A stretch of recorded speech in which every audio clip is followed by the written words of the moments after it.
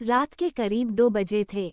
मुझे नींद नहीं आ रही थी और मैं मजबूर होकर अपनी बहन के कमरे में गया ताकि मैं अपनी बहन को उठाकर उससे बात कर सकूं। मैं इस कमरे में आया तो हल्की सी रोशनी वाली लाइट चल रही थी। मेरी सारी बहनें सो रही थीं और फिर मैंने अपनी बड़ी बहन को देखा। वह तो अपने कमरे में नहीं सो रही थी। मैं बड़ा हैरान हुआ कि मेरी बड़ी बहन इतनी रात को कहाँ जा सकती है। मैं बाहर आंगन में आया। बाथरूम बाहर आंगन में बना हुआ था। बाथरूम के करीब आया तो मुझे हल्की सी फुसफुसाने की आवाजें आ रही थीं।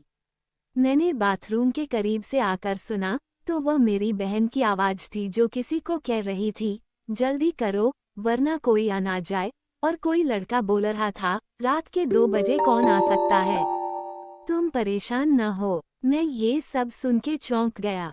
फिर मैं बाथरूम का कोई सुराख ढूंढने लगा ताकि मैं अंदर उन दोनों को देख सकूं कि आखिर अंदर चल क्या रहा था।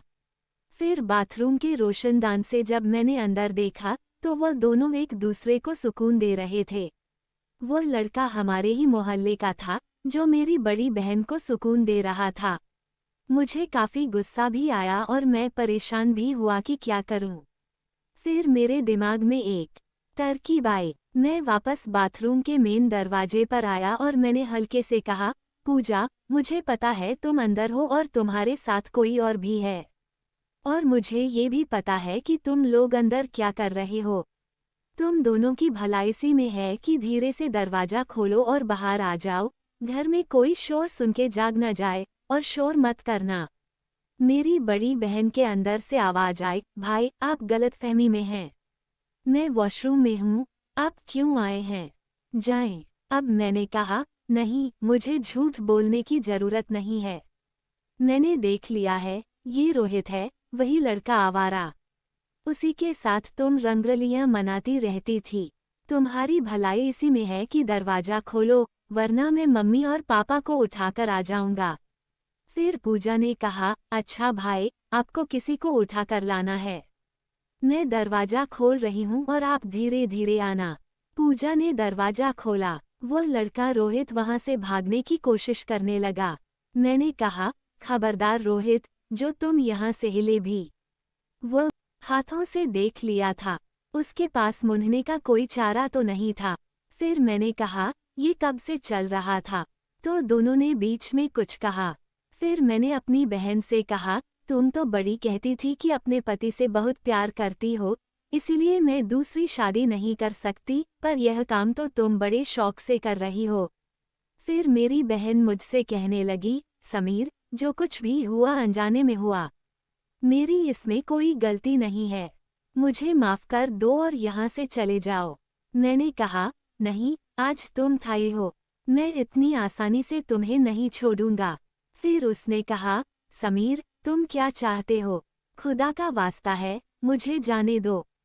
से ही मार डालेंगे। प्लीज, मेरे साथ ऐसा जुल्म मत करो, मेरी इज्जत रख लो। फिर मैंने कहा, अच्छा, तुम रोहित को भगाओ।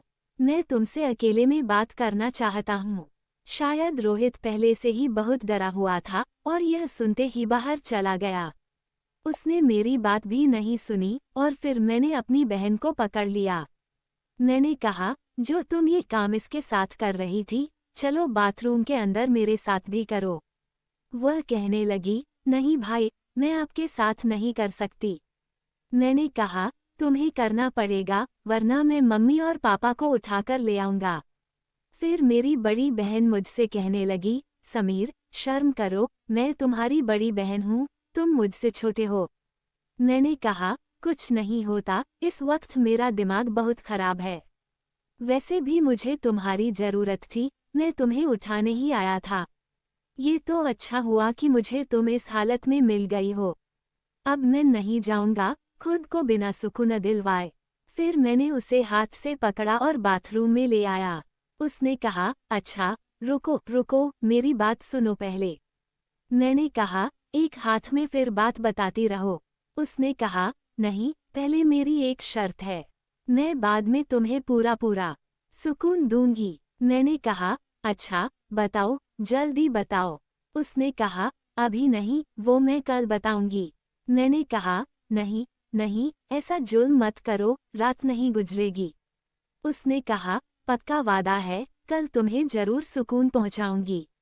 लेकिन वो ना मानी और फिर मैं वापस आकर अपने बिस्तर पर लेट गया। अब मुझे काफी देर तक नींद नहीं आई। मैं ऐसे ही जागता रहा और अपनी बहन के बारे में सोचता रहा कि वो कब से रोहित के साथ लगी हुई है। पता नहीं और किस किस के साथ वह है। जिस चीज से मैं डरता था वही काम मेरे घर में हो रहा था। मैं ऐसी चीजों से डरता था कि मेरी बहनें या मेरी मम्मी बाहर किसी के कहने में ना आ जाएं और यह काम ना कर लें। आखिरकार वही हुआ। खैर, मेरी आंख लग गई। आज मेरी आंख सुबह 9 बजे खुली। मैं बाहर आया तो मम्मी नाश्ता बना चुकी थी। मम्मी ने कहा, समीर, आज उठने में इतनी देर क्यों कर दी? मैंने कहा, हाँ मम्मी, बस आंख लग गई थी। मम्मी ने कहा, अच्छा, जल्दी से नाश्ता कर लो और फिर दुकान पर जाओ। मेरी मम्मी भी मुझे बहुत खूबसूरत और हसीन लगती थी, लेकिन मैं यही सोचता था कि उनसे बात कैसे करूं। फिर मैं इसी मौके की तलाश में था कि कब वो दिन आए कि मम्मी के साथ। खैर, मैंने नाश्ता किया। नाश्ता करने के बाद मैं अपनी बहनों के कमरे में गया। जब मैं गया तो मेरी बड़ी बहन अपने छोटे बेटे को नाश्ता करवा रही थी और मुझे देखकर मुस्कुरा भी रही थी। फिर मैंने अपनी बहन से कहा, एक बात बताओ, तुम्हारी क्या शर्त है? उसने कहा, भाई, आज दोपहर जब आप खाना खाने आएंगे तब मैं आपको बताऊंगी कि मेरी क्या शर्त है। मैंने कहा, अच्छा। फिर मैं अपनी दुकान पर आया। दुकान पर आया तो छोटू ने दुकान खोलकर सफाई सुथरा करके बैठा हुआ था।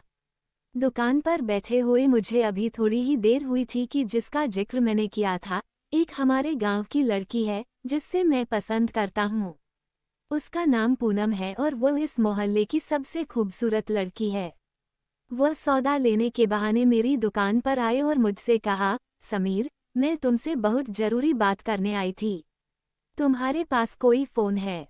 मुझे दे दो ताकि मैं तसल्ली से तुमसे बात कर सकूं। फिर उसने कहा, दुकान पर मैं बात नहीं कर सकती। मेरे पास एक बटन वाला मोबाइल था। मैंने उसे वह मोबाइल दे दिया और कहा, जाओ, घर जाओ। फिर घर जाकर पूनम ने मुझे फ़ोन किया। उसने कहा, समीर, मुझे तुम्हारी बड़ी याद आती है, तो मुझसे मिलने की कोशिश करो ना। रात भर तुम्हें याद करती रहती हूँ।